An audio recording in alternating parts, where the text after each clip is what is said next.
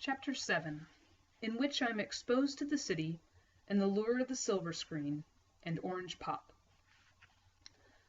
Summer days fed into summer nights, full of fireflies and the smell of lilacs around the house, and back into days where the farmyard became a whole way of life.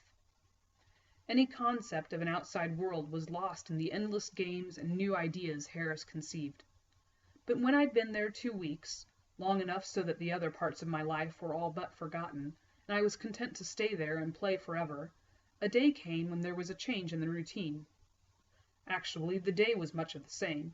Up, worry about Ernie, help with milking, and get into trouble. In this case, the trouble involved playing at being what Harris called a Red Indian. Definitions are important. I had often played cowboys and Indians back in the cities where I'd lived, and played war a great deal in the Philippines, and had ironed out forms and disciplines for both games. In war, you were always the hero, and you always won, and you always were generous with your foe, if he lived. In Cowboys and Indians, you were always the cowboy and always won, usually with as much gunplay as possible, and often saved somebody in the winning. Harris had not had other children to play with as much as I had, and so he had to make up some of his own rules. There were, for instance, no cowboys the way Harris played. This caused some difficulty because I had a revolving cylinder, silver-plated, chrome really, 6-shooter with me. I had not used it for war because it was the wrong kind of gun, but it made me, clearly, king of the cowboys. It was hidden in my box beneath the bed, along with the pictures, and I suggested bringing it out, but Harris was adamant. No, there ain't no cowboys, only Red Indians, and don't nobody win but the Red Indians. This idea was new, but I was willing to try it, as long as I didn't have to lose. What with Ernie and the pig pen, I had been doing rather a lot of losing lately. What do? We lurk, Harris said, and shoot the hell out of everything.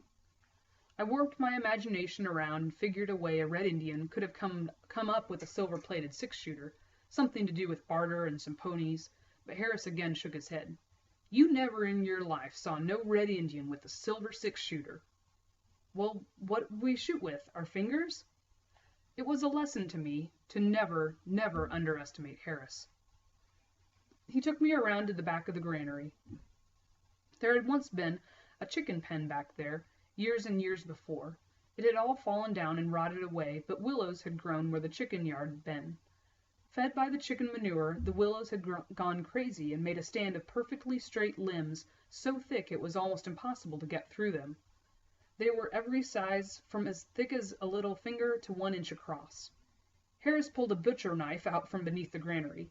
It was Claire's favorite meat knife, and only that morning she'd wondered where it had gone, and I knew then that Harris had planned to play Red Indians even yesterday. I was pretty sure that Claire wouldn't want Harris to have the knife, or anything with sharp edges or a point, as far as that went, and said as much. There's too blame much of that in the world, he said. Too much of what? Rules. Every time you turn around, there's something you can't have or something you can't do. I'll tell you what, he looked at me and waved the butcher knife. You never in your life saw no Red Indian putting up with rules, did you? Which was perhaps true, but it was entirely possible that no Red Indian had ever taken Claire's butcher knife and hidden it under a granary either, I thought, yet I didn't say anything. He waded into the willows and started whacking away. The thicker willows became bows, and the thinner ones became arrows. We worked for an hour or more peeling bark and using heavy sack cord as string for the bows, and stripping the bark from the thin ones to lighten them up for arrows. We sharpened the arrows, each of us had 6, and set out to do as Harris had stipulated, lurk and shoot everything. Here Harris and I differed dramatically.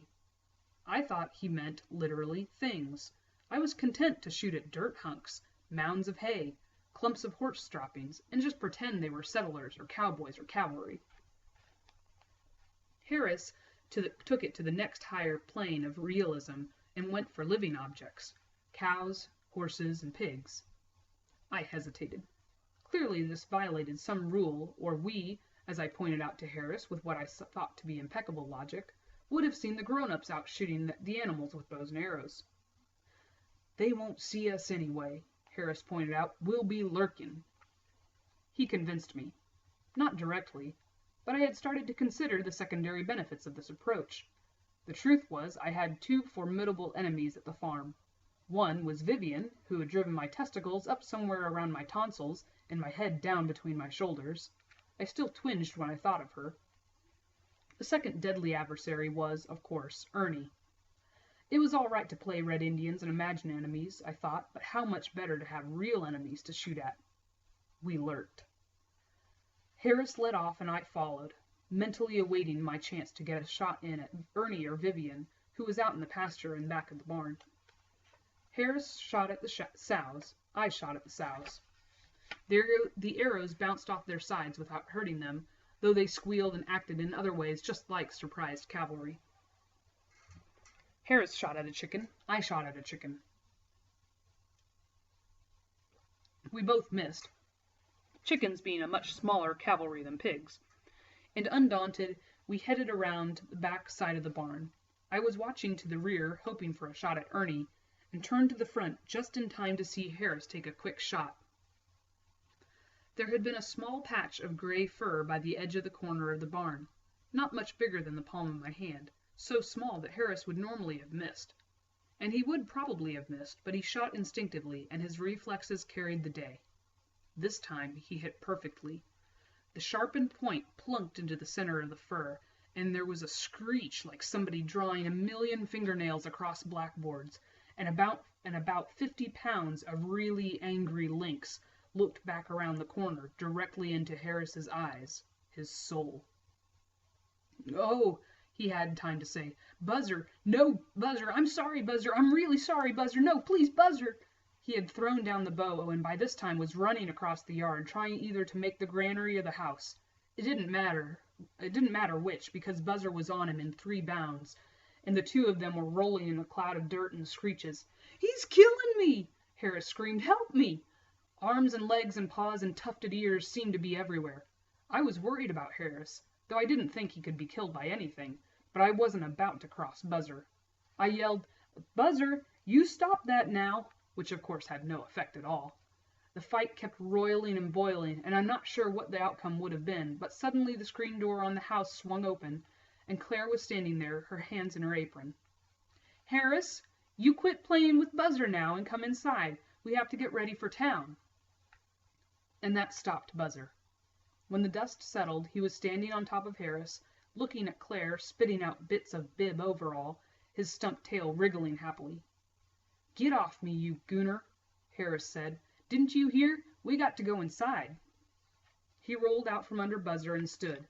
His bibs were in shreds, and he was bleeding from a dozen or so cuts, but seemed in one piece, and he ran to the house. I made a loop around Buzzer, who spat once more, and went back toward the barn, and I followed Harris into the house.